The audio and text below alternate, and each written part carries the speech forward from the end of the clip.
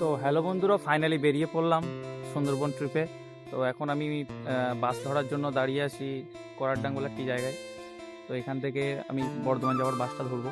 আর আমার সাথে আছে সায়েন্সরা, আমার একটা ছোট ভাই আমাকে ছাড়তে এসছে বাইকে করে। এখানে আছে আমার ব্যাগটা।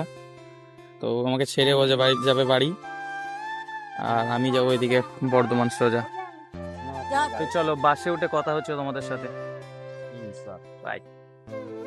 সরি বন্ধুরা, বাসে ভিড় থাকার কারণে ভিডিও করতে পারলাম না। আর আমরা প্রায় সন্ধ্যা 7:30টার সময় নেমে পড়েছিলাম বর্ধমানে, কিন্তু আমাদের ট্রেন ছাড়বে প্রায় রাত্রি 12:40 চিংচাং। সো হ্যালো গাইস, আমরা এখন পৌঁছে গেছি বর্ধমান। এদিকে বর্ধমানে এখন টোটোতে আমরা যাচ্ছি। তো কিছুক্ষণের মধ্যে আমরা পৌঁছে যাবো আমাদের গন্তব্যস্থান বর্ধমান স্টেশন। এখানে আছে আমাদের বস আনন্দা।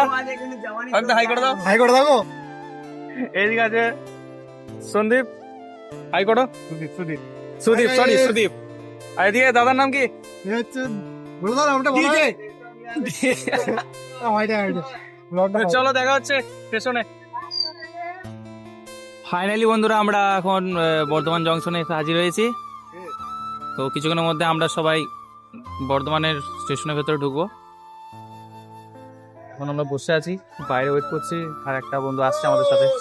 তারপর আমরা সবাই চলে আসি কার্জন গেটের কাছে একটা হোটেলে ডিনার করতে। কিন্তু ডিনার করার পর আমরা কালীপুজোর কার্নিভালের মধ্যে আটকে পড়ি। আর হাতে যেহেতু অনেকটা সময় ছিল, তাই কালীপুজোর কার্নিভালটাকে একটু উপভোগ করলাম। কিছুক্ষণ কার্নিভাল দেখার পর আমরা আবার চলে এলাম স্টেশনে। তোরা এখনো 10:44 বাজছে, আর এখন আমরা ওয়েট করছি স্টেশনে বসে, স্টেশনের ব্যালকনিতে।